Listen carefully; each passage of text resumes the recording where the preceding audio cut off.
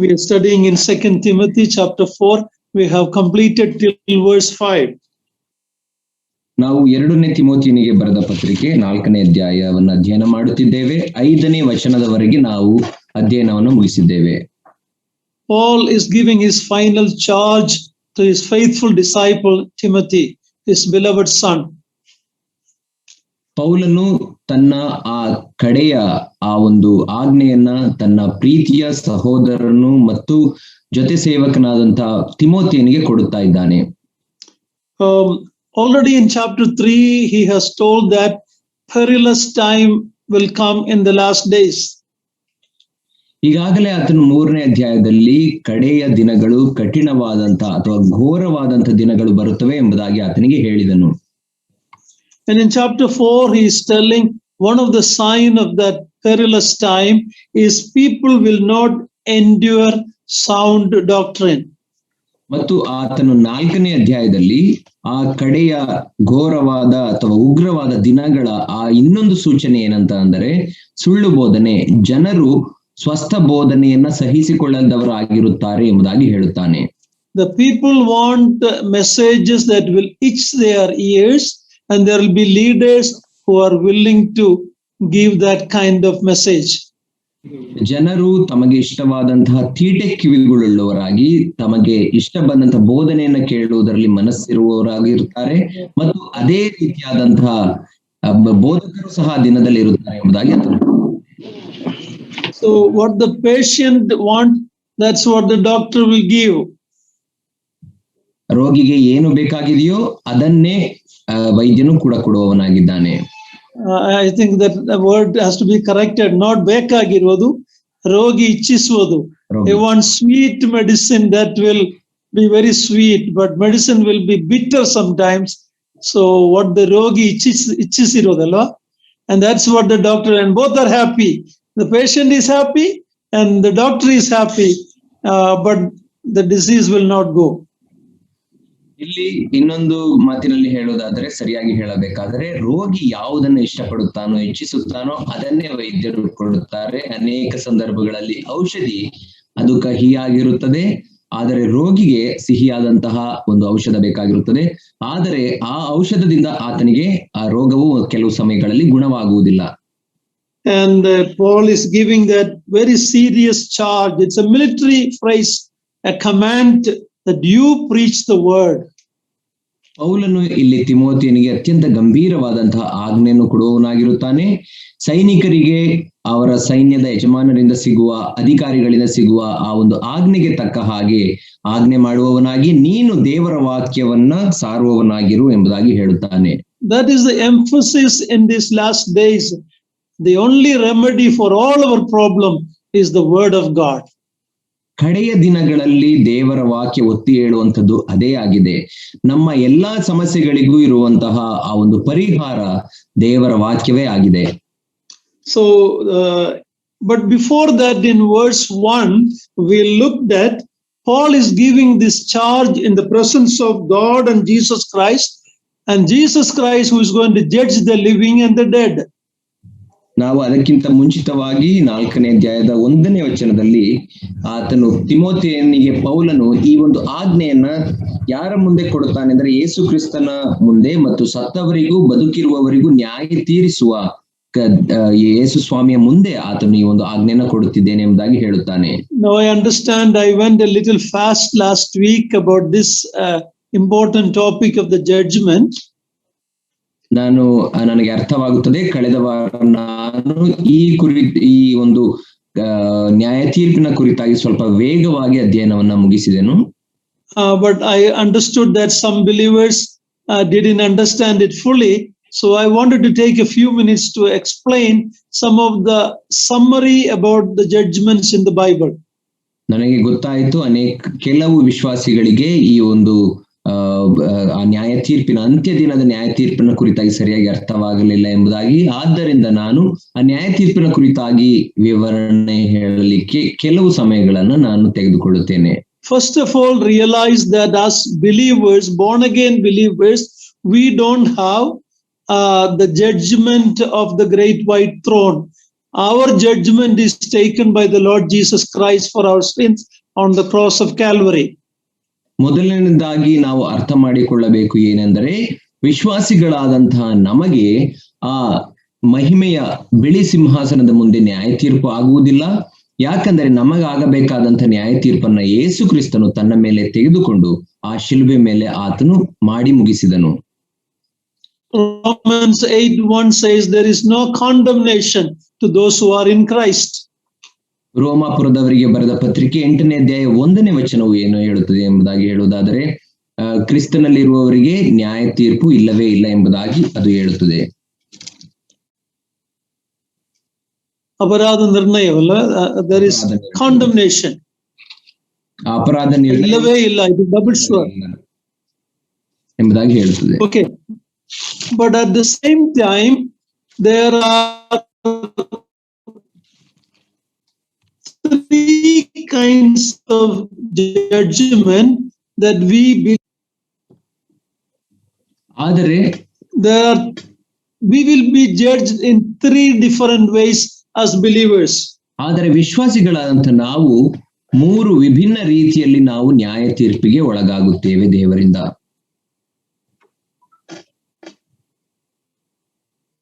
First of all, it is done. The Lord Jesus Christ took our judgment as sinners. As sinners, we are judged at the cross of Calvary. That is done. ಮೊದಲನೇ ನ್ಯಾಯ ತೀರ್ಪು ಅದು ನಾವು ಪಾಪಿಗಳಾಗಿರುವುದರಿಂದ ಆಗಬೇಕಾದಂತ ನ್ಯಾಯ ತೀರ್ಪು, ಅದು ಈಗಾಗಲೇ ಆಗಿ ಹೋಯಿತು. ಅದು ಯೇಸು ಕ್ರಿಸ್ತನು ಶಿಲುಬೆ ಮೇಲೆ ತೆಗೆದುಕೊಂಡು ಅದನ್ನ ತೀರಿಸಿದನು. Can we read 1 Peter 2:24? ನಾವು 1 ಪೇತ್ರದವರಿಗೆ ಬರೆದ ಪತ್ರಿಕೆ 2ನೇ ಅಧ್ಯಾಯ 24ನೇ ವಚನವನ್ನು ನಾವು ಓದಿಕೊಳ್ಳೋಣ. 1 ಪೇತ್ರ 2ನೇ ಅಧ್ಯಾಯ 24ನೇ ವಚನ. ನಾವು ಪಾಪದ ಪಾಲಿಗೆ ಸತ್ತು ನೀತಿವಂತರಾಗಿ ಜೀವಿಸುವಂತೆ ಆತನು ನಮ್ಮ ಪಾಪಗಳನ್ನು ತಾನೇ ತನ್ನ ದೇಹದಲ್ಲಿ ಹೊತ್ತುಕೊಂಡು ಮರಣದ ಕಂಬವನ್ನು ಏರಿದನು. ಆತನ ಬಾಸುಂಡೆಗಳಿಂದ ನಿಮಗೆ ಗುಣವಾಯಿತು. So we were judged as sinners when Christ took our judgment on the cross.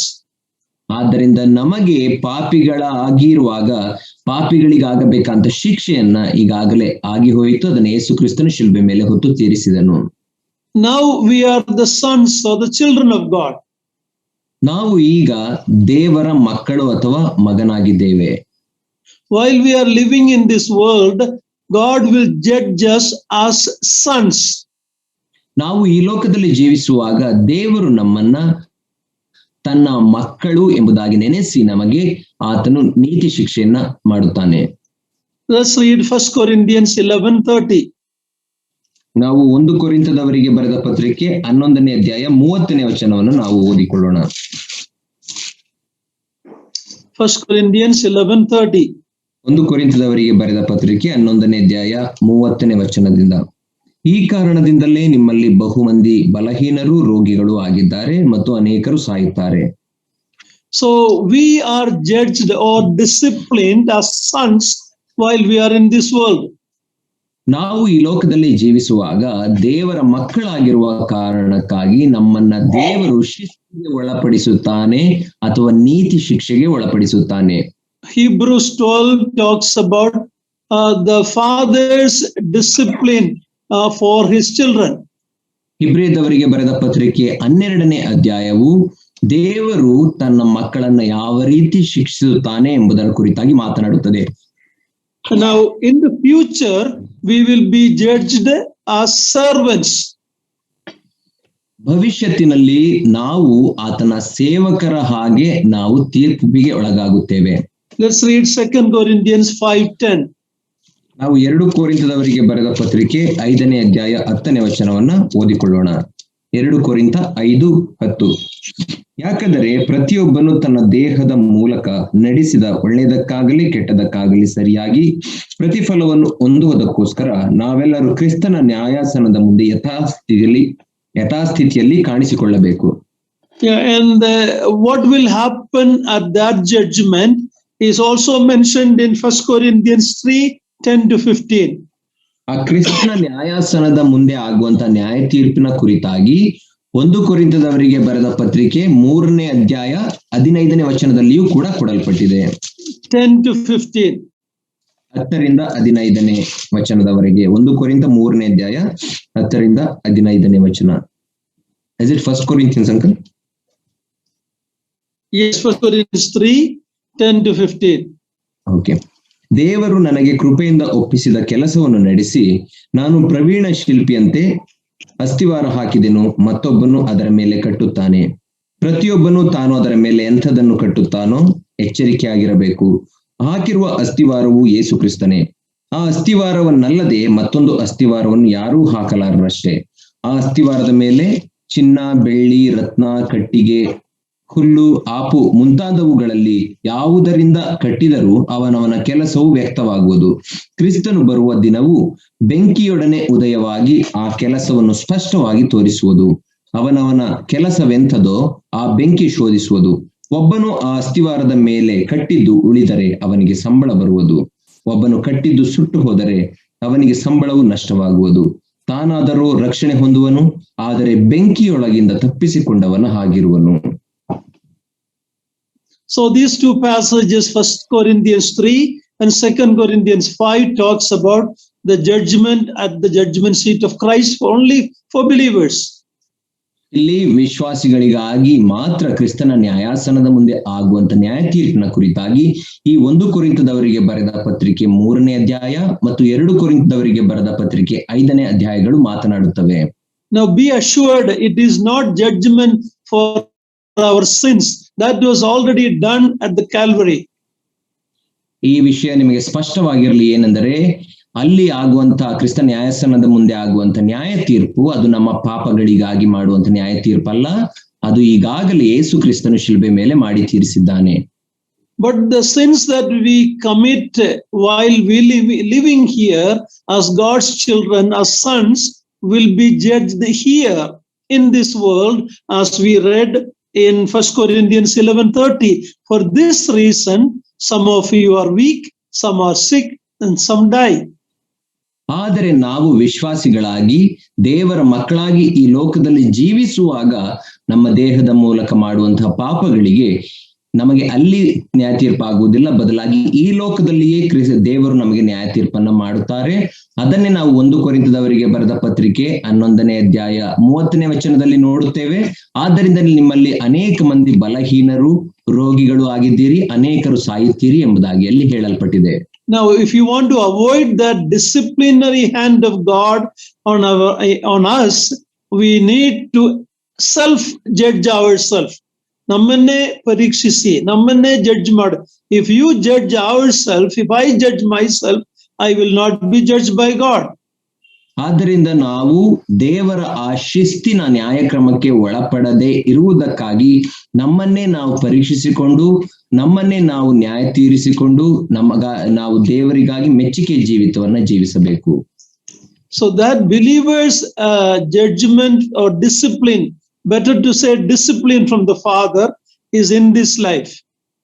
ಆದ್ದರಿಂದ ವಿಶ್ವಾಸಿಗಳಿಗೆ ಆಗುವಂತ ನ್ಯಾಯ ತೀರ್ಪು ಅಥವಾ ನ್ಯಾಯ ತೀರ್ಪು ಎಂಬುದಾಗಿ ಹೇಳುವುದಕ್ಕಿಂತ ಬದಲಾಗಿ ದೇವರ ಶಿಸ್ತು ಕ್ರಮ ಎಂಬುದಾಗಿ ಹೇಳಬೇಕು. ಅದು ತನ್ನ ಮಕ್ಕಳಾದಂತ ವಿಶ್ವಾಸಿಗಳಿಗೆ ಈ ಲೋಕದಲ್ಲಿ ಆತನು ಮಾಡುತ್ತಾನೆ. But losing the rewards is the major issue which we will face at the judgment seat of Christ. It is not for judging sin, but it is judging for our service. ಆದರೆ ಕ್ರಿಸ್ತನ ನ್ಯಾಯಾಸನದ ಮುಂದೆ ಆಗುವಂತ ಆ ನ್ಯಾಯ ತೀರ್ಪಿನಲ್ಲಿ ನಮ್ಮ ಬಿರುದುಗಳು ನಾವು ಹೊಂದಿಕೊಳ್ಳುತ್ತೇವೋ ಅಥವಾ ಕಳೆದುಕೊಳ್ಳುತ್ತೇವೋ ಎಂಬುದೇ ಅತ್ಯಂತ ಪ್ರಾಮುಖ್ಯವಾದದ್ದಾಗಿದೆ. ಕ್ರಿಸ್ತನ ನ್ಯಾಯಾಸನದ ಮುಂದೆ ನಾವು ಬಿರುದುಗಳನ್ನ ಹೊಂದಬೇಕು, ಇಲ್ಲವೇ ಕಳೆದುಕೊಳ್ಳುವವರಾಗಿರುತ್ತೇವೆ. So God has judged us as sinners at Calvary. ದೇವರು ನಮ್ಮನ್ನ ಶಿಲುಬೆಯ ಮೇಲೆ ಪಾಪಿಗಳಾಗಿ ಈಗಾಗಲೇ ತೀರ್ಪು ಮಾಡಿ ಆಗಿದ್ದಾನೆ. The Lord Jesus Christ took our punishment as our substitute. ಯೇಸು ಕ್ರಿಸ್ತನು ನಮ್ಮ ಬದಲಾಗಿ ಆತನು ತಾನು ನಮ್ಮ ಅಪರಾಧಗಳನ್ನ ಹೊತ್ತು ತೀರಿಸಿದನು. Now he is judging us or disciplining us as his sons, including sisters. Okay, the phrase sons means with full privilege. ನಾವು ಈ ಲೋಕದಲ್ಲಿ ಜೀವಿಸುವಾಗ ಆತನ ಮಕ್ಕಳು ಎಂಬಂತ ಕಾರಣದಿಂದಾಗಿ ದೇವರು ನಮ್ಮನ್ನ ಶಿಸ್ತಿಗೆ ಒಳಪಡಿಸುತ್ತಾನೆ. ಸಹೋದರರಿರಬಹುದು, ಸಹೋದರಿಯರಿರಬಹುದು. ತನ್ನ ಮಕ್ಕಳು ಎಂಬಂತ ಅಧಿಕಾರದಿಂದ ಆತನು ನಮ್ಮನ್ನ ಶಿಸ್ತಿಗೆ ಒಳಪಡಿಸುತ್ತಾನೆ. But in the future, we will stand before the judgment seat of Christ to examine our service, whether we receive reward or we lose reward. ಆದರೆ ಭವಿಷ್ಯತ್ತಿನಲ್ಲಿ ಕ್ರಿಸ್ತನ ನ್ಯಾಯಾಸನದ ಮುಂದೆ ನಾವು ಈ ಲೋಕದಲ್ಲಿ ಮಾಡಿದಂತ ಸೇವೆಗಳಿಗಾಗಿ ನಾವು ನ್ಯಾಯ ತೀರ್ಪಿಗೆ ಒಳಗಾಗುತ್ತೇವೆ. ಅಲ್ಲಿ ನಾವು ಬಿರುದನ್ನು ಹೊಂದುವವರಾಗಿರುತ್ತೇವೆ ಅಥವಾ ಕಳೆದುಕೊಳ್ಳುತ್ತೇವೆ. This is a summary of the judgment for believers. ಇದು ವಿಶ್ವಾಸಿಗಳಿಗೆ ಆಗುವಂತ ನ್ಯಾಯ ತೀರ್ಪಿನ ಒಂದು ಸಾರಾಂಶವಾಗಿದೆ. But for all the unbelievers, there will be one final judgment after the kingdom, after the 1,000-year reign, at the great white throne judgment, as we read in Revelation chapter 20. ನಾವು ಪ್ರಕಟಣೆ ಬರೆದ ಗ್ರಂಥ 20ನೇ ಅಧ್ಯಾಯದಲ್ಲಿ ಓದುವ ಹಾಗೆ ಎಲ್ಲ ಅವಿಶ್ವಾಸಿಗಳಿಗೂ ಒಂದು ನ್ಯಾಯ ತೀರ್ಪಾಗುತ್ತದೆ. ಅದೇ ಅಂತಿಮವಾದಂತ ನ್ಯಾಯ ತೀರ್ಪು. ಅದು ಯಾವಾಗ ಆಗುತ್ತದೆ ಅಂದರೆ ಕ್ರಿಸ್ತನ 1,000 ವರ್ಷದ ಆಳ್ವಿಕೆ ಈ ಭೂಮಿಯ ಮೇಲೆ ತೀರಿದ ನಂತರ ಆ ಮಹಾ ಬಿಳಿ ಸಿಂಹಾಸನದ ಮುಂದೆ ಅವಿಶ್ವಾಸಿಗಳಿಗೆ. Now, let us also be clear that where does the unbeliever's spirit go when they die? ನಾವು ಈ ವಿಷಯದ ಕುರಿತಾಗಿ ಸ್ಪಷ್ಟವಾಗಿ ತಿಳಿದವರಾಗಿರಬೇಕು. ಏನೆಂದರೆ ಅವಿಶ್ವಾಸಿಗಳು ಸತ್ತಾಗ ಅವರ ಆತ್ಮಗಳು ಎಲ್ಲಿಗೆ ಹೋಗುತ್ತವೆ? Their spirit go to a place of torment.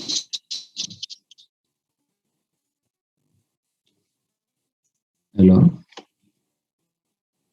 Sorry, uncle. Would you please repeat it, uncle?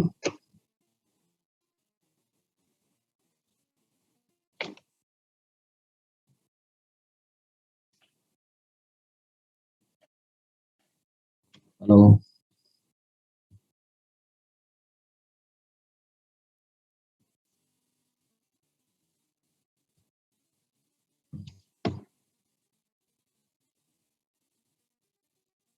Hello.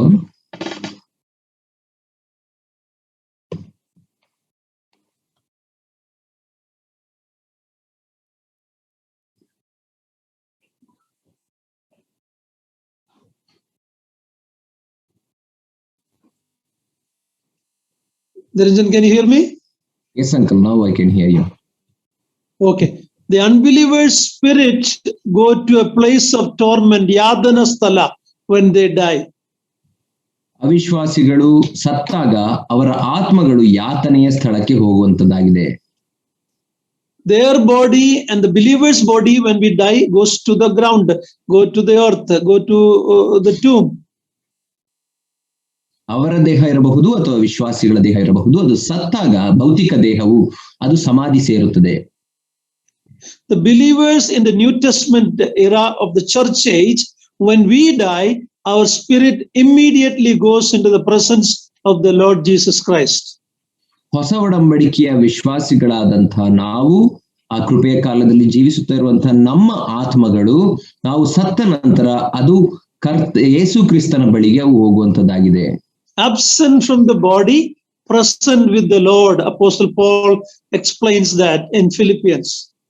ಅಪೊಸ್ತಲ ಅಂತ ಪೌಲನು ಫಿಲಿಪಿಯವರಿಗೆ ಬರೆದ ಪತ್ರಿಕೆಯಲ್ಲಿ ಹೇಳುವ ಹಾಗೆ, ದೇಹದಲ್ಲಿ ನಾನು ಇಲ್ಲದವನಾಗಿರುತ್ತೇನೆ, ಆತ್ಮದಲ್ಲಿ ಕ್ರಿಸ್ತನ ಸನ್ನಿಧಿಯಲ್ಲಿ ನಾನು ಇರುತ್ತೇನೆ ಎಂಬುದಾಗಿ ಹೇಳುತ್ತಾನೆ. At the rapture, the Lord will bring our spirit with him and our body will be raised. Our body and spirit will come together again with a glorified body. The dead in Christ will rise and the living ones will be transformed. Rubhandrapattu. We all will meet him, will be with him. ಸಭೆಯು ಎತ್ತಲ್ಪಡುವಂತಹ ಆ ಗಳಿಗೆಯಲ್ಲಿ ಆ ಕಣ್ಣುರೆಪ್ಪೆ ಬಡಿಯುವಷ್ಟರೊಳಗಾಗಿ ನಮ್ಮ ಆತ್ಮಗಳನ್ನ ಕ್ರಿಸ್ತನು ತನ್ನೊಟ್ಟಿಗೆ ಕರೆದುಕೊಂಡು ಬರುತ್ತಾನೆ ಮತ್ತು ಭೂಲೋಕದಲ್ಲಿ ಸಮಾಧಿ ಮಾಡಲ್ಪಟ್ಟ ನಮ್ಮ ದೇಹಗಳಿಗೆ ಆ ನಮ್ಮ ಆತ್ಮಗಳು ಸೇರಿಸಲ್ಪಟ್ಟು ನಮ್ಮ ದೇಹವು ಅದು ಮಹಿಮೆ ಶರೀರವಾಗಿ ಮಾರ್ಪಡುತ್ತದೆ ಮತ್ತು ಬದುಕಿರುವ ವಿಶ್ವಾಸಿಗಳು ಆ ಕಾಲದಲ್ಲಿ ಅವರ ದೇಹಗಳು ಕೂಡ ಮಾರ್ಪಟ್ಟು ಅವರು ಕರ್ತನ ಬಳಿಗೆ ಮಧ್ಯಾಕಾಶದಲ್ಲಿ ಸೇರಿಸಲ್ಪಡುತ್ತಾರೆ. It is in that time we will stand before the judgment seat of Christ. ಆ ಸಂದರ್ಭದಲ್ಲಿ ಸಭೆಯು ಎತ್ತಲ್ಪಟ್ಟ ನಂತರ ನಾವು ಕ್ರಿಸ್ತನ ನ್ಯಾಯಾಸನದ ಮುಂದೆ ನಿಂತುಕೊಳ್ಳುವವರಾಗಿರುತ್ತೇವೆ. Again, judging for our service. ಅಲ್ಲಿ ಮತ್ತೆ ನಮ್ಮ ಸೇವೆಗಳಿಗಾಗಿ, ಭೂಲೋಕದಲ್ಲಿ ನಾವು ಮಾಡಿದ ಸೇವೆಗಳಿಗಾಗಿ ನ್ಯಾಯ ತೀರ್ಪು ಮಾಡಲ್ಪಡುತ್ತದೆ. But unbelievers' body will be raised right before the great white throne judgment. From the time of Adam all the way to the end, all the unbelievers' bodies will be raised. Their spirit will come from the place of torment and be together, stand before the great white throne judgment, then they'll be thrown into the lake of fire. ಆದರೆ ಅವಿಶ್ವಾಸಿಗಳ ದೇಹಕ್ಕೆ ಪುನರುತ್ಥಾನ ಯಾವಾಗ ಆಗುತ್ತದೆ ಅಂದರೆ ಅದು ಬಿಳಿ ಸಿಂಹಾಸನದ ನ್ಯಾಯ ತೀರ್ಪಿನ ಸಂದರ್ಭದಲ್ಲಿ ಮಾತ್ರ ಆಗುವಂತದ್ದಾಗಿರುತ್ತದೆ. ಆದಾಮನ ಕಾಲದಿಂದ ಆ ಕಡೆಯ ಕಾಲದವರೆಗೂ ಬದುಕಿ ಸತ್ತಂತಹ ಆ ಒಂದು ಅವಿಶ್ವಾಸಿಗಳ ದೇಹಗಳು ಪುನರುತ್ಥಾನವಾಗುತ್ತವೆ ಮತ್ತು ಅವರ ಆತ್ಮಗಳು ಯಾತನೆಯ ಸ್ಥಳದಿಂದ ಬಂದು ಆ ದೇಹಗಳಿಗೆ ಸೇರಿಕೊಳ್ಳುತ್ತವೆ.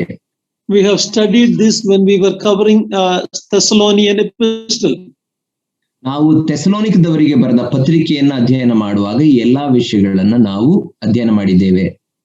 But the statement here in 2 Timothy 4:1 about the judging the living and the dead by his appearing and his kingdom, verse 1. 2ನೇ ತಿಮೋಥೆಯದವರಿಗೆ ಬರೆದ ಪತ್ರಿಕೆ 4ನೇ ಅಧ್ಯಾಯದಲ್ಲಿ ಓದುವಾಗ ಅಲ್ಲಿ ಕೊಡಲ್ಪಟ್ಟಿರುವ ಪ್ರಕಾರ ಸತ್ತವರಿಗೂ ಬದುಕಿರುವವರಿಗೂ ಆಗುವಂತಹ ನ್ಯಾಯ ತೀರ್ಪನ್ನ ನಾವು ನೋಡುತ್ತೇವೆ. ಅದನ್ನ ರಾಜ್ಯದ it is coming for his kingdom. Please read that verse 1 end. 4ನೇ ಅಧ್ಯಾಯದ 1ನೇ ವಚನವನ್ನು ನಾವು ಓದಿಕೊಳ್ಳೋಣ. ದೇವರ ಮುಂದೆ ಮತ್ತು ಜೀವಿಸುವವರಿಗೂ ಸತ್ತವರಿಗೂ ನ್ಯಾಯ ತೀರಿಸುವುದಕ್ಕೆ ಬರುವ ಕ್ರಿಸ್ತ ಯೇಸುವಿನ ಮುಂದೆ ಆತನ ಪ್ರತ್ಯಕ್ಷತೆಯ ಮೇಲೆಯೂ ಆತನ ರಾಜ್ಯದ ಮೇಲೆಯೂ ಆಣೆ ಇಟ್ಟು ನಾನು ನಿನಗೆ ಖಂಡಿತವಾಗಿ ಹೇಳುವುದೇನೆಂದರೆ, the pratyakshate and rajya, it's talking about the 1000-year reign of the Lord Jesus Christ when he comes at his second coming in glory. ಇಲ್ಲಿ ಪ್ರತ್ಯಕ್ಷತೆ ಮತ್ತು ಆತನ ರಾಜ್ಯ ಎಂಬುದಾಗಿ ಹೇಳಲ್ಪಟ್ಟಿರುವುದು ಯೇಸು ಕ್ರಿಸ್ತನ ರಾಜ್ಯದ ಕುರಿತಾಗಿ, ಭೂಲೋಕದ ಮೇಲೆ ಸ್ಥಾಪಿಸಲ್ಪಡುವ ಆತನ ರಾಜ್ಯದ ಕುರಿತಾಗಿ ಹೇಳಲ್ಪಟ್ಟಿದೆ. ಅದು ಕ್ರಿಸ್ತನ ಮಹಿಮೆಯ 2ನೇ ಬರೋಣದಲ್ಲಿ ಸ್ಥಾಪಿಸಲ್ಪಡುವಂತಹ ರಾಜ್ಯ. Now it looks like there will be a general resurrection and a general judgment at that time of his second coming. ಯೇಸು ಕ್ರಿಸ್ತನ 2ನೆಯ ಮಹಿಮೆಯ ಬರೋಣದ ಸಂದರ್ಭದಲ್ಲಿ ಸಾಮಾನ್ಯವಾದಂತಹ ಪುನರುತ್ಥಾನ ಮತ್ತು ಸಾಮಾನ್ಯವಾದಂತಹ ನ್ಯಾಯ ತೀರ್ಪು ನಡೆಯುತ್ತದೆ. Now if you read Matthew chapter 25 verse 31 to 46, we read about that. ನಾವು ಮತ್ತಾಯನ ಸುವಾರ್ತೆ 25ನೇ ಅಧ್ಯಾಯದ 34ನೇ ವಚನದಿಂದ 41ನೇ ವಚನಗಳವರೆಗೆ ಓದಿಕೊಳ್ಳುವಾಗ ಅದು ನಮಗೆ ಗೊತ್ತಾಗುತ್ತದೆ. Maybe we will just read verse 31 only, chapter 25 verse 31. ನಾವು ಮತ್ತಾಯನ ಸುವಾರ್ತೆ 25ನೇ ಅಧ್ಯಾಯದ 31ನೇ ವಚನವನ್ನು ಮಾತ್ರ ನಾವು ಓದಿಕೊಳ್ಳೋಣ. ಇದಲ್ಲದೆ ಮನುಷ್ಯ ಕುಮಾರನು ತನ್ನ ಮಹಿಮೆಯಿಂದ ಎಲ್ಲಾ ದೇವದೂತರೊಂದಿಗೆ ಕೂಡಿ ಬರುವಾಗ ತನ್ನ ಮಹಿಮೆಯ ಸಿಂಹಾಸನದಲ್ಲಿ ಕೂತುಕೊಳ್ಳುವನು. Maybe 32 also, I'm sorry, 32 also. ಮತ್ತು ಎಲ್ಲಾ ದೇಶಗಳ ಜನರು ಆತನ ಮುಂದೆ ಕೂಡಿಸಲ್ಪಡುವರು. ಕುರುಬನು ಆಡುಗಳನ್ನು ಕುರಿಗಳನ್ನು ಬೇರೆ ಬೇರೆ ಮಾಡುವ ಪ್ರಕಾರ ಆತನು ಅವರನ್ನು ಬೇರೆ ಬೇರೆ ಮಾಡಿ. This is normally known as the judgment of the nations. ಜನಾಂಗಗಳ ತೀರ್ಪು. ಈ ಒಂದು ನ್ಯಾಯ ತೀರ್ಪನ್ನ ಜನಾಂಗಗಳ ನ್ಯಾಯ ತೀರ್ಪು ಎಂಬುದಾಗಿ ಸಾಮಾನ್ಯವಾಗಿ ಕರೆಯುತ್ತೇವೆ. Now he is separating the people living on the earth at that time of his second coming. ಕ್ರಿಸ್ತನ ಮಹಿಮೆಯ 2ನೇ ಬರೋಣದಲ್ಲಿ ಆ ಸಂದರ್ಭದಲ್ಲಿ ಭೂಮಿಯ ಮೇಲೆ ವಾಸಿಸುತ್ತಿರುವಂತಹ ಜನರನ್ನ ಆತನು ಬೇರೆ ಬೇರೆ ಮಾಡುತ್ತಿದ್ದಾನೆ. They are called the sheep and the goat. ಅಲ್ಲಿ ಅವರನ್ನ ಕುರಿಗಳು ಮತ್ತು ಆಡುಗಳು ಎಂಬುದಾಗಿ ಕರೆಯಲ್ಪಟ್ಟಿದೆ. Now who are the sheep, who are the goat? ಕುರಿಗಳು ಯಾರು ಮತ್ತು ಆಡುಗಳು ಯಾರು? The sheep are the Gentile believers and the Jewish believers during the tribulation time. ಆ ಕುರಿಗಳು ಎಂಬುದಾಗಿ ಹೇಳುವಾಗ ಯಾರಂದರೆ ಆ ಸಂಕಟದ ದಿನದಲ್ಲಿ ಜೀವಿಸುತ್ತಿದ್ದಂತಹ ಅನ್ಯ ಜನಗಳಲ್ಲಿ ರಕ್ಷಿಸಲ್ಪಟ್ಟಂತ ವಿಶ್ವಾಸಿಗಳು ಮತ್ತು ಯಹೂದ್ಯರಿಂದ ರಕ್ಷಿಸಲ್ಪಟ್ಟ ವಿಶ್ವಾಸಿಗಳೇ ಆಗಿದ್ದಾರೆ. Now, during the time of the Antichrist rule, there will be gospel preached around the world by the 144,000 Jewish evangelists, as we read in book of Revelation. ನಾವು ಪ್ರಕಟಣೆಯ ಪುಸ್ತಕದಲ್ಲಿ ಓದುವ ಪ್ರಕಾರ ಕ್ರಿಸ್ತ ವಿರೋಧಿಯ ಆ ಆಳ್ವಿಕೆಯ ಕಾಲದಲ್ಲಿ ಸಂಕಟದ ದಿನಗಳಲ್ಲಿ 1,44,000 ಆ ಯಹೂದ್ಯ ಸುವಾರ್ತಿಕರಿಂದ ಲೋಕದ ಕಟ್ಟಕಡೆಯವರೆಗೂ ಆ ಸಂದರ್ಭದಲ್ಲಿ ಸುವಾರ್ತೆಯು ಸಾರಲ್ಪಡುತ್ತದೆ. Of course, it will be a gospel of the kingdom. ಆಗ ದೇವರ ರಾಜ್ಯದ ಸುವಾರ್ತೆ ಎಂಬುದಾಗಿ ಆ ಸುವಾರ್ತೆಯು ಸಾರಲ್ಪಡುತ್ತದೆ. Many Gentiles will believe. ಅನೇಕ ಅನ್ಯ ಜನರು ನಂಬುತ್ತಾರೆ. Of course, they will be persecuted severely. Many will be killed by the Antichrist. ಅವರು ಕ್ರಿಸ್ತನನ್ನ ನಂಬಿದ್ದಕ್ಕಾಗಿ ಆ ಸಂದರ್ಭದಲ್ಲಿ ಅನೇಕರು ಹಿಂಸೆಗೆ ಒಳಗಾಗುತ್ತಾರೆ ಮತ್ತು ಅನೇಕರನ್ನ ಕ್ರಿಸ್ತ ವಿರೋಧಿಯು ಸಾಯಿಸುತ್ತಾನೆ. But we can conclude that the Lord will raise them at the coming of his coming, at the time of his coming. ಆದರೆ ನಮಗೆ ಒಂದು ಸ್ಪಷ್ಟತೆ ಉಂಟು, ಏನೆಂದರೆ ಹಾಗೆ ಸಾಯಿಸಲ್ಪಟ್ಟಂತವರನ್ನ ಕೂಡ ಕರ್ತನು ತನ್ನ ಮಹಿಮೆಯ ಬರೋಣದಲ್ಲಿ ಆತನು ಎಬ್ಬಿಸುತ್ತಾನೆ. Also, the Old Testament saints will be raised at that time to enter into the kingdom they were looking forward to in the Old Testament.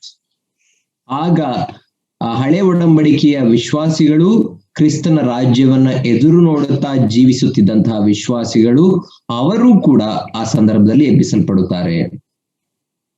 And the Lord will separate the sheep and goat. The sheep are the believers during the tribulation time. The goats are the one who submitted to the Antichrist, took his seal and worshipped him and did not repent even during that time. ಕ್ರಿಸ್ತನು ತನ್ನ ಎರಡನೆಯ ಬರೋಣದಲ್ಲಿ ಈ ಲೋಕದ ಮೇಲೆ ಭೂಮಿಯ ಮೇಲೆ ತನ್ನ ರಾಜ್ಯವನ್ನು ಸ್ಥಾಪಿಸುವಾಗ ನಡೆಯುವಂತಹ ನ್ಯಾಯ ತೀರ್ಪಿನಲ್ಲಿ ಆ ಕುರಿಗಳು ಅಂದರೆ ಸಂಕಟದ ದಿನಗಳಲ್ಲಿ ರಕ್ಷಣೆ ಹೊಂದಿದಂತಹ ವಿಶ್ವಾಸಿಗಳೇ ಆಗಿರುತ್ತಾರೆ. ಆ ಆಡುಗಳು ಎಂಬುದಾಗಿ ಹೇಳುವಾಗ ಕ್ರಿಸ್ತ ವಿರೋಧಿಯ ಆ ಒಂದು ಅಧಿಕಾರಕ್ಕೆ ತಮ್ಮನ್ನ ಒಳಪಡಿಸಿಕೊಂಡು ಆ ಚಿಹ್ನೆಯನ್ನ ಗುರುತನ್ನ ಹೊಂದಿ ಆತನನ್ನ ಆರಾಧಿಸಿ ದೇವರನ್ನ ಯೇಸು ಕ್ರಿಸ್ತನನ್ನ ತಿರಸ್ಕರಿಸಿದಂತಹ ಅವಿಶ್ವಾಸಿಗಳೇ ಆಡುಗಳಾಗಿರುತ್ತಾರೆ.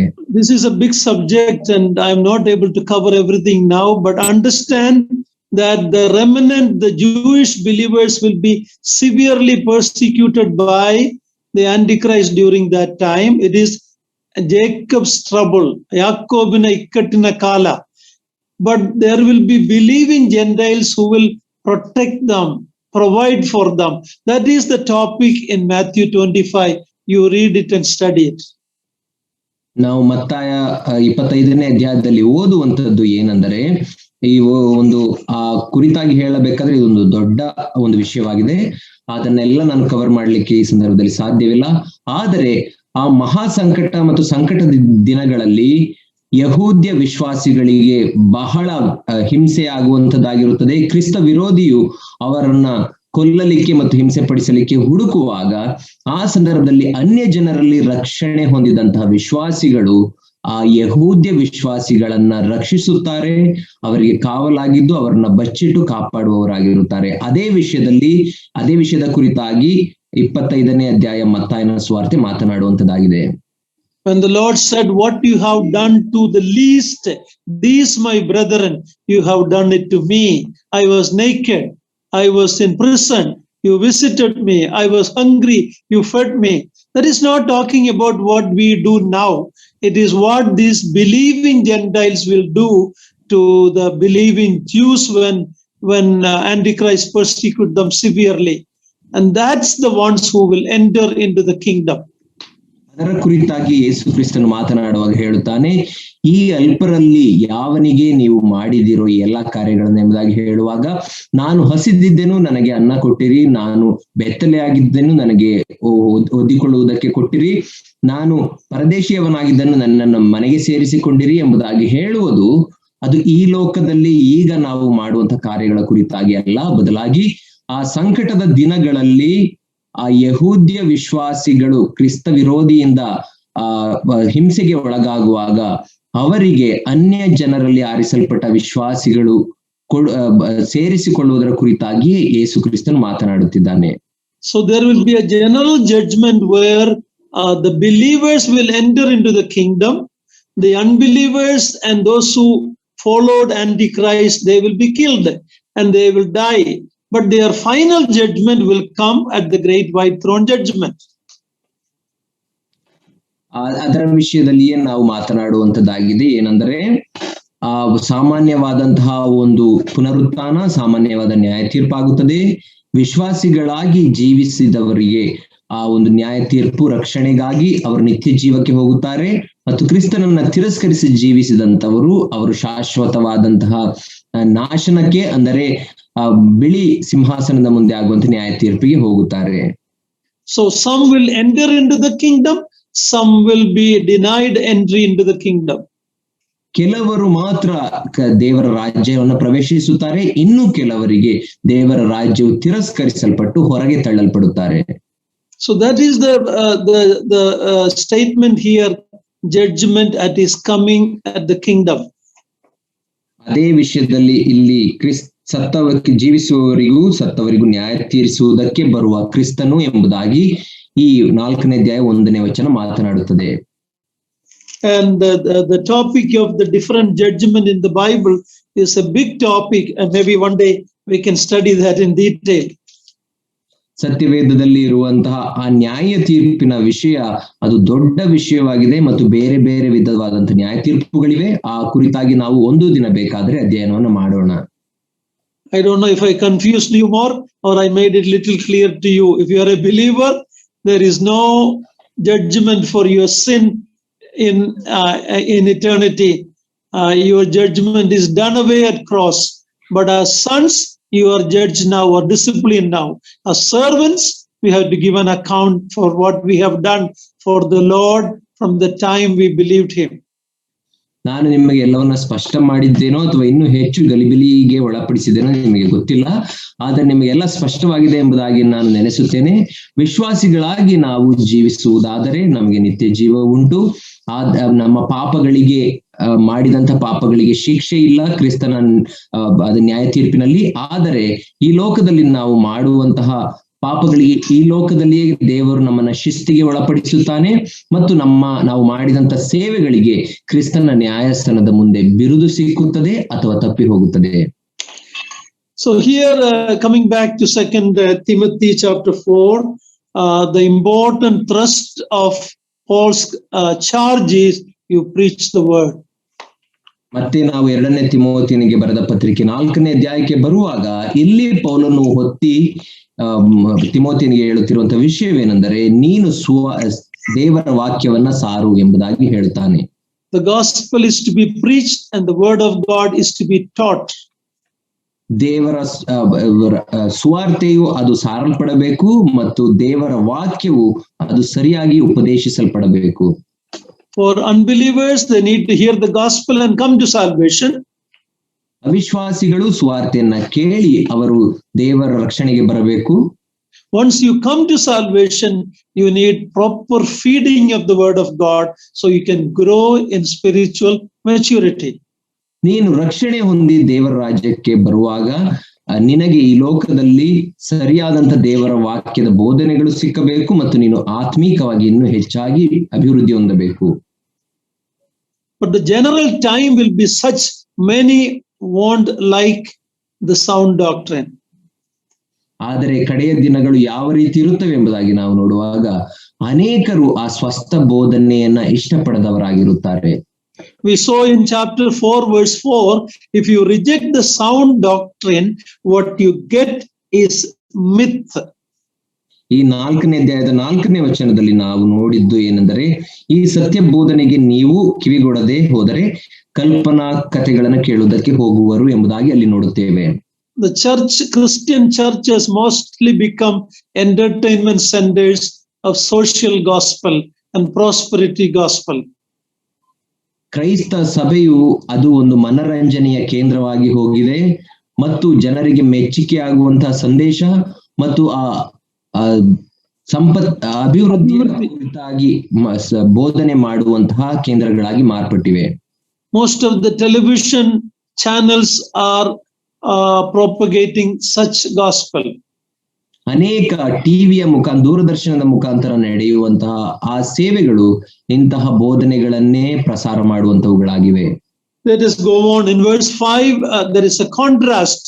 When many are like that, Paul is telling Timothy, but as for you, always be sober-minded, endure suffering, do the work of an evangelist, fulfill your ministry. 5ನೇ ವಚನಕ್ಕೆ ಬರುವಾಗ ನಾವು ಅಲ್ಲಿ ಒಂದು ವಿರೋಧ ಇರುವಂತದನ್ನ ನಾವು ತದ್ವಿರುದ್ಧವಾದಂತ ಸಂಗತಿಗಳು. ಇಡೀ ಲೋಕವೇ ಇಂತಹ ಸುಳ್ಳು ಬೋಧನೆಗೆ ಒಳಪಟ್ಟಿರುವಾಗ, ಆದರೆ ನೀನು ಎಲ್ಲಾ ವಿಷಯಗಳಲ್ಲಿ ಸ್ವಸ್ಥಚಿತ್ತನಾಗಿರು, ಶ್ರಮೆಯನ್ನು ತಾಳಿಕೋ, ಸುವಾರ್ತಿಕನ ಕೆಲಸವನ್ನು ಮಾಡು, ನಿನಗೆ ನೇಮಿಸಿರುವ ಸೇವೆಯನ್ನು ಲೋಪವಿಲ್ಲದೆ ನಡೆಸು ಎಂಬುದಾಗಿ ಹೇಳುತ್ತಾನೆ. Dear ones, if you stand for the truth, you teach the truth, you will not be appreciated by many.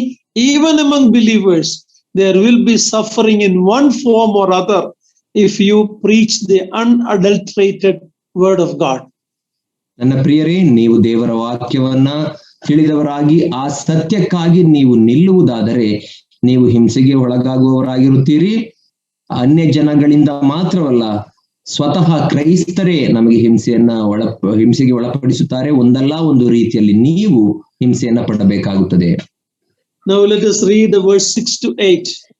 ನಾವು 6ರಿಂದ 8ನೇ ವಚನದವರೆಗೆ ಓದಿಕೊಳ್ಳೋಣ. ಯಾಕಂದರೆ ನಾನಂತೂ ಈಗಲೇ ಪಾನದ್ರವ್ಯವಾಗಿ ಅರ್ಪಿತನಾಗುತ್ತಾ ಇದ್ದೇನೆ. ನಾನು ಹೊರಟು ಹೋಗಬೇಕಾದ ಸಮಯವು ಸಮೀಪಕ್ಕೆ ಬಂದಿದೆ.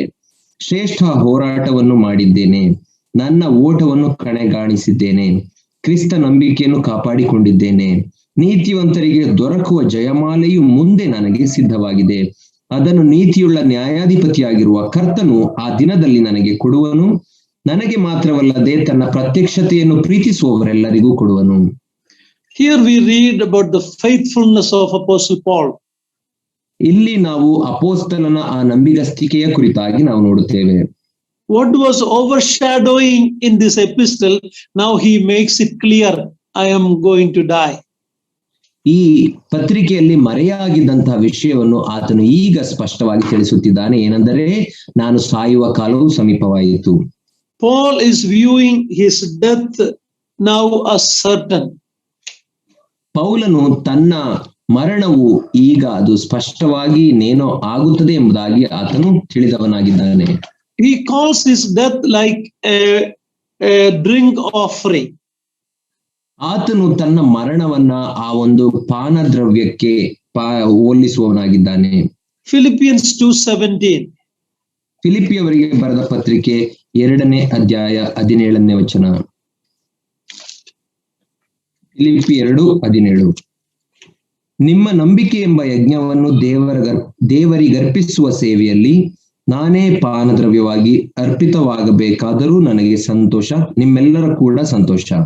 Earlier he said, even if I am offered, that means even if I am killed for the gospel in the ministry to win you, I am ready for that. ಇಲ್ಲಿ ಆತನು ಹಿಂದೆಯೇ ಹೇಳಿದಂತ ಮಾತೇನೆ, ನಾನು ದೇಯ ವಿಷಯವಾಗಿ ನಿಮ್ಮ ರಕ್ಷಣೆಯ ಕಾಲ್ಪಟ್ಟರೂ ಕೂಡ ನನ್ನ ಜೀವಿತ ಅದು ಪಾನದ್ರವ್ಯವಾಗಿ ದೇವರಿಗೆ ಅರ್ಪಿತವಾಗಿದೆ ಎಂಬುದಾಗಿ ನೆನೆಸುತ್ತೇನೆ ಎಂಬುದಾಗಿ ಹೇಳಿದ್ದಾನೆ.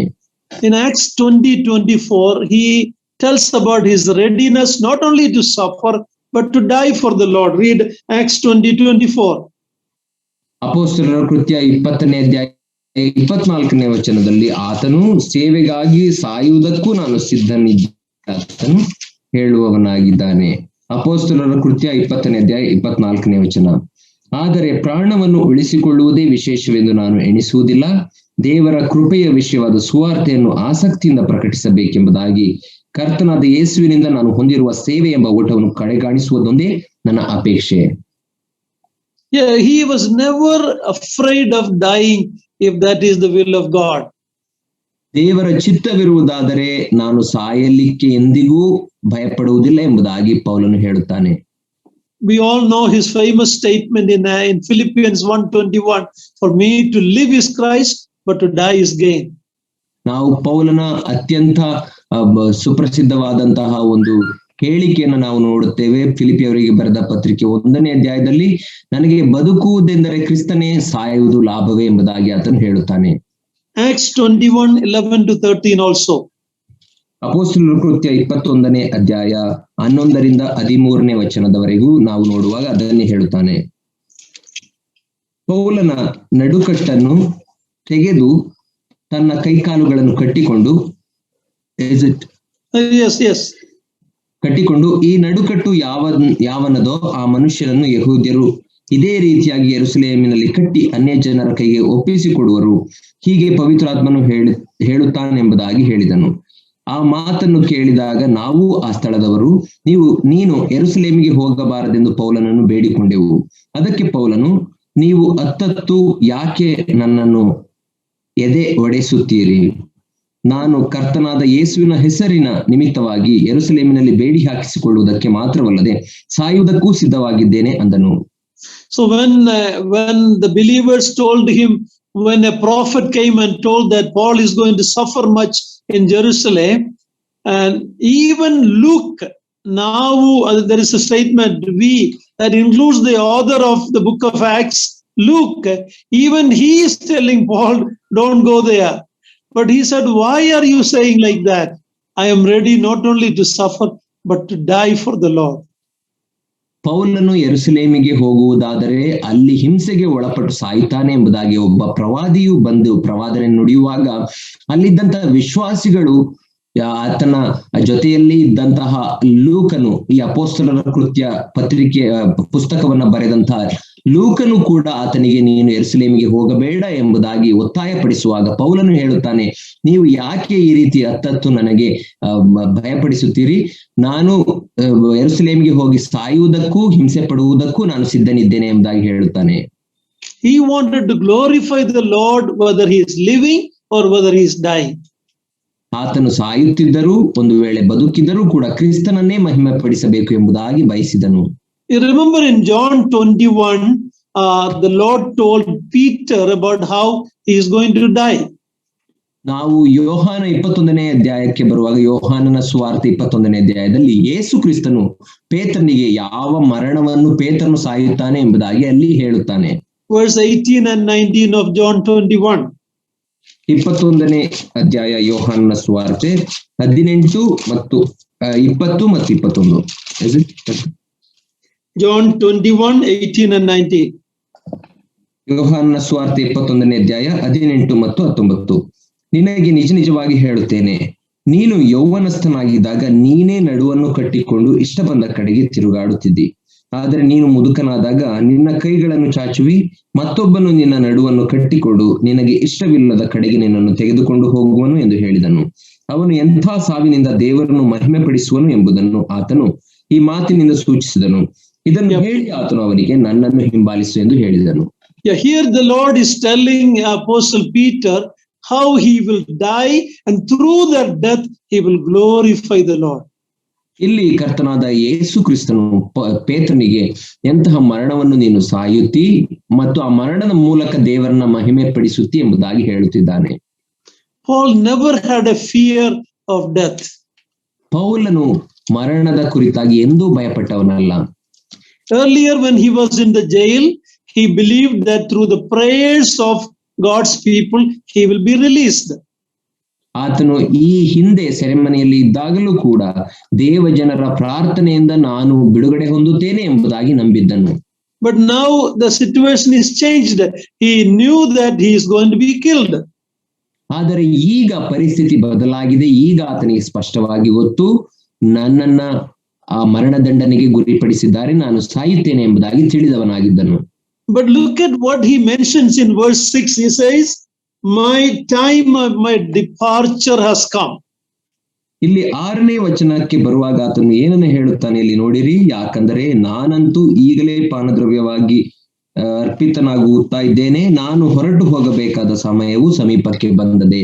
It's a beautiful phrase. He didn't say my death or my ಮರಣ ಬಂದಿದೆ ಎಂದಲ್ಲ, my time of departure has come. ಇಲ್ಲಿ ಅತ್ಯಂತ ಸುಂದರವಾಗಿ ಆತನು ಹೇಳುವವನಾಗಿರುತ್ತಾನೆ. ಏನೆಂದರೆ ನಾನು ಸತ್ತು ಹೋಗುತ್ತೇನೆ ಅಥವಾ ಮರಣ ಹೊಂದುತ್ತೇನೆ ಎಂಬುದಾಗಿ ಹೇಳುವುದಿಲ್ಲ, ಬದಲಾಗಿ ನಾನು ಹೊರಟು ಹೋಗಬೇಕಾದ ಸಮಯ ಬಂದಿದೆ ಎಂಬುದಾಗಿ ಹೇಳುತ್ತಾನೆ. It is a traveler's term. I am going to reach my destination. ಇದು ಒಂದು ಪ್ರವಾಸಿಯ ಒಂದು ಮಾತಾಗಿದೆ. ಏನೆಂದರೆ ನಾನು ತಲುಪಬೇಕಾದ ಸ್ಥಳಕ್ಕೆ ನಾನು ಹೊರಟು ಹೋಗುತ್ತೇನೆ ಎಂಬುದಾಗಿ ಹೇಳುವ ಹಾಗೆ ಆತನು ಮಾತನಾಡುತ್ತಾನೆ. If you read Luke chapter 9 verse 31, ನೀವು ಲೂಕನ ಸುವಾರ್ತೆ 9ನೇ ಅಧ್ಯಾಯ 31ನೇ ವಚನವನ್ನ ನೋಡುವಾಗ, when the Lord Jesus Christ was at the Transfiguration Mount, ಯೇಸು ಕ್ರಿಸ್ತನು ಆ ರೂಪಾಂತರ ಬೆಟ್ಟದ ಮೇಲೆ ಇರುವಾಗ, we read that Moses and Elijah appeared with him in the Transfiguration Mount. ಆ ಒಂದು ರೂಪಾಂತರ ಬೆಟ್ಟದಲ್ಲಿ ಮೋಶೆ ಮತ್ತು ಎಲಿಯನು ಆತನಿಗೆ ಕಾಣಿಸಿಕೊಂಡರು ಎಂಬುದಾಗಿ ನಾವು ನೋಡುತ್ತೇವೆ. Please read what were they talking about with the Lord at that mount? ಆ ಒಂದು ಬೆಟ್ಟದ ಮೇಲೆ ಯೇಸು ಕ್ರಿಸ್ತನೊಟ್ಟಿಗೆ ಅವರಿಬ್ಬರು ಏನು ವಿಷಯವಾದ ಕುರಿತಾಗಿ ಮಾತನಾಡುತ್ತಿದ್ದರು? Luke 9:31. ಲೂಕನ ಸುವಾರ್ತೆ 9ನೇ ಅಧ್ಯಾಯ 31ನೇ ವಚನ.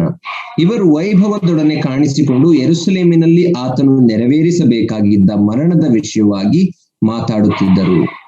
Yeah, I think in Kannada it says Marana, but in English it is about his departure and his accomplishment. ಇದು ಕನ್ನಡದಲ್ಲಿ ಮರಣ ಎಂಬುದಾಗಿ ಹೇಳಿದೆ, ಆದರೆ ಇಂಗ್ಲಿಷ್ ನಲ್ಲಿ ನಾವು ನೋಡುವಾಗ ಆತನ ನಿರ್ಗಮನ, ಹೊರಟು ಹೋಗಬೇಕಾದಂತಹ ಸಮಯ ಮತ್ತು ಆತನು ನೆರವೇರಿಸಬೇಕಾದ ಸಮಯದ ಕುರಿತಾಗಿ ವಿಷಯದ ಕುರಿತಾಗಿ ಮಾತನಾಡುತ್ತಿದ್ದರು ಎಂಬುದಾಗಿ ನೋಡುತ್ತೇವೆ. Christ came from heaven from the Father and he was departing back through the cross. ಯೇಸು ಕ್ರಿಸ್ತನು ಈ ಲೋಕಕ್ಕೆ ತಂದೆಯಾದ ದೇವರ ಬಳಿಯಿಂದ ಬಂದವನಾಗಿದ್ದನು ಮತ್ತು ಶಿಲುಬೆಯ ಮರಣದ ಮುಖಾಂತರ ಆತನು ಹಿಂತಿರುಗಿ ತಂದೆಯ ಬಳಿಗೆ ಹೋಗುತ್ತಿದ್ದಾನೆ. Same word is used by Paul, my time of departure has come. ಯೇಸು ಕ್ರಿಸ್ತನು ಉಪಯೋಗಿಸಿದ ಅದೇ ಮಾತನ್ನ ಪೌಲನು ಕೂಡ ಉಪಯೋಗಿಸುತ್ತಿದ್ದಾನೆ, ನಾನು ಹೊರಟು ಹೋಗಬೇಕಾದ ಸಮಯವು ಸಮೀಪಕ್ಕೆ ಬಂದಿದೆ ಎಂಬುದಾಗಿ. Paul's life is going to be offered as a offering for him, for the Lord. ಪೌಲನು ತನ್ನ ಜೀವಿತವನ್ನ ನಾನು ದೇವರಿಗೆ ಪಾನ ದ್ರವ್ಯವಾಗಿ ನಾನು ಅರ್ಪಿಸುತ್ತಿದ್ದೇನೆ ಎಂಬುದಾಗಿ ನೆನೆಸಿದನು. But remember, when he wrote to the Romans, he said in chapter 12, verse 1, offer your bodies yourself as a living sacrifice. ಅದನ್ನೇ ಆತನು ರೋಮಾಪುರದವರಿಗೆ ಬರೆದ ಪತ್ರಿಕೆ 12ನೇ ಅಧ್ಯಾಯ 1ನೇ ವಚನದಲ್ಲಿ ಹೇಳುತ್ತಾನೆ, ಏನೆಂದರೆ ನಿಮ್ಮ ದೇಹಗಳನ್ನು ದೇವರಿಗೆ ಮೀಸಲಾಗಿಯೂ ಮೆಚ್ಚುಗೆಯಾಗಿಯೂ ಇರುವ ಸಜೀವ ಯಜ್ಞವಾಗಿ ಸಮರ್ಪಿಸಿರಿ ಎಂಬುದಾಗಿ ಹೇಳುತ್ತಾನೆ. So, when Paul was living, he was living as a living sacrifice. ಪೌಲನು ಆತನು ಜೀವಿಸುತ್ತಿದ್ದಾಗ ಆತನು ದೇವರಿಗೆ ಸಜೀವ ಯಜ್ಞವಾಗಿ ಆತನು ಜೀವಿಸುತ್ತಿದ್ದನು. Now when he is dying, it is the final offering of the wine offering, the sacrificial offering, Panadravya, and it is the completion of his service and final offering through his death. ಆತನು ಈಗ ಸಾಯುವಾಗ ಹೇಳುವ ಮಾತೇನೆಂದರೆ, ನನ್ನ ಜೀವಿತ ಅದು ಈಗ ಪಾನದ್ರವ್ಯವಾಗಿ ಕಡೆಯ ಕಾಣಿಕೆಯಾಗಿ ದೇವರಿಗೆ ಯಜ್ಞವಾಗಿ ಸಮರ್ಪಿಸುತ್ತಿದ್ದೇನೆ ಎಂಬುದಾಗಿ ಆತನು ಹೇಳುತ್ತಾನೆ. This departure, ನಾನು ಹೊರಟು ಹೋಗಬೇಕಾದ ಸಮಯ ಅಲ್ಲ, the departure also have different meanings. ಆತನ ನಿರ್ಗಮನ ಅಥವಾ ಹೊರಟು ಹೋಗುವುದು ಎಂಬುದಾಗಿ ಹೇಳುವಾಗ ಅದು ಕೂಡ ಬೇರೆ ಬೇರೆ ಅರ್ಥಗಳನ್ನ ಹೊಂದಿದ್ದಾಗಿದೆ. In the commentary of William MacDonald, it says in 4 different ways. William McDonald ಆ ಒಂದು ಕಮೆಂಟರಿಯಲ್ಲಿ ನಾವು ನೋಡುವಾಗ 4 ವಿಧದಲ್ಲಿ ಈ ಮಾತನ್ನ ಅವರು ಹೇಳುತ್ತಾರೆ, ಅರ್ಥೈಸುತ್ತಾರೆ. One, it's a seaman's term, ಸಮುದ್ರದಲ್ಲಿ ಹೋಗುವ seaman's terminology. ಮೊದಲನೆಯ ಅರ್ಥವೇನೆಂದರೆ ಹೊರಟು ಹೋಗುವುದು ಅಥವಾ ನಿರ್ಗಮನ ಎಂಬುದಾಗಿ ಹೇಳುವಾಗ ಅದು ಒಂದು ಮೀನುಗಾರರ ಒಂದು ಮಾತಾಗಿದೆ. ಮೀನುಗಾರರಲ್ಲ, it is ಸಮುದ್ರದಲ್ಲಿ ಪ್ರಯಾಣ ಮಾಡುವವರ, seamen, ಸಮುದ್ರ ಪ್ರಯಾಣ ಮಾಡುವವರ ಆ ಒಂದು ಮಾತಾಗಿದೆ. It has a reference to unloosing the ship from the anchorage, from where it was tied, you are loosing it to let go. ಆ ಒಂದು ಹಡಗು ಹಾಕಲ್ಪಟ್ಟಂತಹ ಆ ಒಂದು ಆಂಕರ್ ಅಥವಾ ಲಂಗರಿನಿಂದ ಹಡಗನ್ನ ಬಿಚ್ಚಿ ಅದು ಸಮುದ್ರ ಪ್ರಯಾಣಕ್ಕೆ ಹೋಗುವ ಆಗ ನಿರ್ಗಮಿಸುವುದರ ಅರ್ಥವನ್ನು ಕೊಡುತ್ತದೆ. That is one meaning. ಅದು ಒಂದು ಅರ್ಥ. Secondly, it's a plowman's word. Plow means noga. ಎರಡು ಪ್ರಾಣಿಗಳನ್ನು ನೊಗಕ್ಕೆ ಹಾಕ್ತೇನೆ ಅಲ್ಲ. After the work is done, you are going to let loose that yoke from that animal's neck. ಎರಡನೆಯ ಅರ್ಥವನ್ನು ಹೇಳುವಾಗ ನೊಗ ಹೊರುವಂತ ಪ್ರಾಣಿಗಳಿಗೆ ಅದನ್ನ ಹೋಲಿಸುವುದಾಗಿದೆ. ಭೂಮಿಯನ್ನ After a hard day's work, okay, after all the hard plowing, finally the animal is getting a release when the yoke is taken from his neck.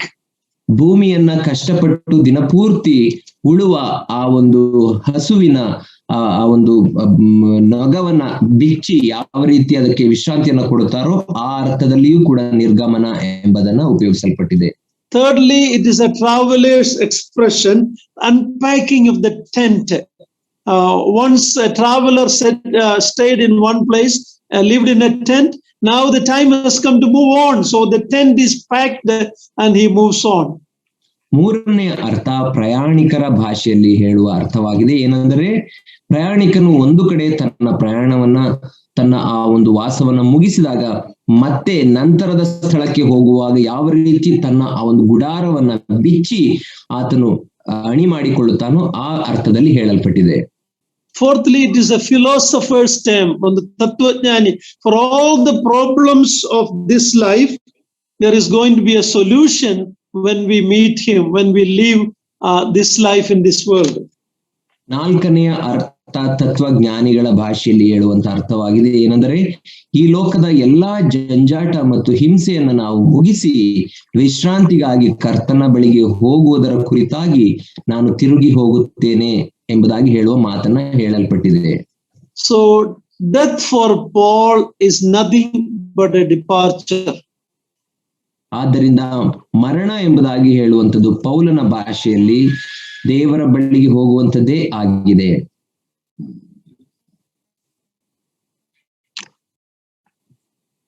Hello? Yeah, it does is a release, a departure from all the trials of this world. ಅದರ ಅರ್ಥ ಬಿಡುಗಡೆ, ಈ ಲೋಕದ ಎಲ್ಲಾ ಕಷ್ಟಗಳಿಂದ ಬಿಡುಗಡೆ ಹೊಂದಿ ಕರ್ತನ ಬಳಿಗೆ ಹೋಗುವುದೇ ಮರಣವಾಗಿದೆ. It is a moving of the tent. ಅದು ನಮ್ಮ ಗುಡಾರವು ಬೇರೆಯ ಸ್ಥಳಕ್ಕೆ ಹೋಗುವುದರ ಅರ್ಥ. It is the prisoner set free. ಒಬ್ಬ ಸೆರೆಮನೆಯ ವಾಸಿಗೆ ಬಿಡುಗಡೆಯಾಗುವುದರ ಅರ್ಥ. Of course, even though Paul was in the Roman prison, he never said, I am a Roman prisoner. He said, I am a prisoner of Jesus Christ. What a difference. ಪೌಲನ್ ರೋಮಾಪುರದಲ್ಲಿ ಆತನು ಸೆರೆಮನೆಯಲ್ಲಿದ್ದಾಗಲೂ ಕೂಡ ನಾನು ರೋಮ ಅಧಿಕಾರದ ಅಥವಾ ರೋಮ ಸಾಮ್ರಾಜ್ಯದ ಸೆರೆಯಾಳು ಎಂಬುದಾಗಿ ಹೇಳಲಿಲ್ಲ, ಆದರೆ ಕ್ರಿಸ್ತನ ಸೆರೆಯ ಆಳು ಎಂಬುದಾಗಿ ತನ್ನನ್ನು ತಾನು ಹೇಳಿಕೊಳ್ಳುವವನಾಗಿದ್ದಾನೆ. ಎಂತಹ ವಿಭಿನ್ನತೆಯ ಮಾತು. When you compare this passage, my departure time has come, when you compare this with 1 Thessalonians 4:15, we see a difference. ನಾನು ಕರ್ತನ ಬಳಿಗೆ ಹೊರಟು ಹೋಗುವ ಸಮಯವು ಹತ್ತಿರವಾಗಿದೆ ಎಂಬುದಾಗಿ ಇಲ್ಲಿ ಹೇಳಿರುವಂತಹ ಮಾತನ್ನ ನಾವು 1 ಥೆಸಲೋನಿಕದವರಿಗೆ ಬರೆದ ಪತ್ರಿಕೆಯ ಮಾತಿಗೆ ಹೋಲಿಸುವುದಾದರೆ ಅಲ್ಲಿ ನಾವು ಇರುವಂತಹ ಆ ಒಂದು ವ್ಯತ್ಯಾಸವನ್ನು ನೋಡುತ್ತೇವೆ. 1 Thessalonians 4:15. 1 ಥೆಸಲೋನಿಕದವರಿಗೆ ಬರೆದ ಪತ್ರಿಕೆ 4ನೇ ಅಧ್ಯಾಯ 15ನೇ ವಚನ. Please read it. 1 ಥೆಸಲೋನಿಕ 4:15. ನಾವು ಕರ್ತನ ಮಾತಿನ ಆಧಾರದಿಂದ ನಿಮಗೆ ಹೇಳುವುದೇನೆಂದರೆ, ಕರ್ತನು ಪ್ರತ್ಯಕ್ಷನಾಗುವವರೆಗೂ ಜೀವದಿಂದುಳಿದಿರುವ ನಾವು ನಿದ್ರೆ ಹೋದವರಿಗಿಂತ ಮುಂದಾಗುವುದೇ ಇಲ್ಲ. ಕರ್ತನು ತಾನೇ ಆಜ್ಞಾಘೋಷದೊಡನೆಯೂ ಪ್ರಧಾನ ದೂತನ ಶಬ್ದದೊಡನೆಯೂ ದೇವರ ತುತ್ತೂರಿ ಧ್ವನಿಯೊಡನೆಯೂ ಆಕಾಶದಿಂದ ಇಳಿದು ಬರುವನು. ಆಗ ಕ್ರಿಸ್ತನಲ್ಲಿರುವ ಸತ್ತವರು ಮೊದಲು ಎದ್ದು ಬರುವರು. So at that time when he was writing the epistle to Thessalonians, he thought and believed that the rapture will happen at his own lifetime. ಪೌಲನು ಥೆಸಲೋನಿಕದವರಿಗೆ ಈ ಪತ್ರಿಕೆಯನ್ನ ಬರೆಯುವಾಗ ಆತನು ನೆನೆಸಿದ್ದನು ಏನೆಂದರೆ, ನಾನು ಜೀವದಿಂದಿರುವಾಗಲೇ ಕರ್ತನ ಸಭೆಗಾಗಿ ಆತನು ಬರುವ ಮಧ್ಯಾಕಾಶದ ಬರೋಣವಾಗುತ್ತದೆ ಎಂಬುದಾಗಿ ಆತನು ನೆನೆಸಿದ್ದನು. That's why he said, we who are alive, he included himself, hoping and thinking that Christ will come at his own lifetime. ಆದ್ದರಿಂದಲೇ ಆತನು ಜೀವದಿಂದುಳಿದಿರುವ ನಾವು ಎಂಬುದಾಗಿ ತನ್ನನ್ನು ತಾನು ಎಣಿಸಿಕೊಂಡು ಹೇಳುತ್ತಾನೆ. ಏನೆಂದರೆ, ತಾನು ಬದುಕಿರುವಾಗಲೇ ಕರ್ತನ ಬರೋಣವಾಗಬಹುದು ಎಂಬುದಾಗಿ ನೆನೆಸಿದ್ದನು. But now he realized that is not going to happen and he is going to depart through martyrdom. ಇಲ್ಲಿ ಈಗ ಆತನಿಗೆ ಮನವರಿಕೆ ಆಗಿದ್ದೆ ಏನೆಂದರೆ ಆತನು ಬದುಕಿರುವಾಗಲೇ ಸಭೆಗಾಗಿ ಕರ್ತನ ಬರೋಣವಾಗುವುದಿಲ್ಲ ಎಂಬುದಾಗಿ ಆತನಿಗೆ ಸ್ಪಷ್ಟವಾಗಿರುವುದರಿಂದ ಈಗ ತಾನು ರಕ್ತಸಾಕ್ಷಿಯಾಗಿ ಸಾಯುತ್ತೇನೆ ಎಂಬುದಾಗಿ ಆತನು ಸ್ಪಷ್ಟವಾಗಿ ಹೇಳುತ್ತಾನೆ.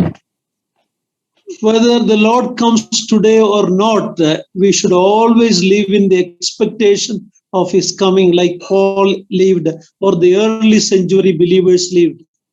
ನನ್ನ ಪ್ರಿಯ ಸಹೋದರ ಸಹೋದರಿಯರೇ, ಕರ್ತನ ಬರೋಣ ಹಿಂದೆ ಆಗಲಿ ಅಥವಾ ಆಗದೆ ಹೋಗಲಿ, ನಾವು ಆ ನಿರೀಕ್ಷೆಯಲ್ಲಿಯೇ ಕರ್ತನ ಬರೋಣ ಈಗಲೇ ಆಗಬಹುದು ಎಂಬಂತ ನಿರೀಕ್ಷೆಯಲ್ಲಿಯೇ ಜೀವಿಸಬೇಕು.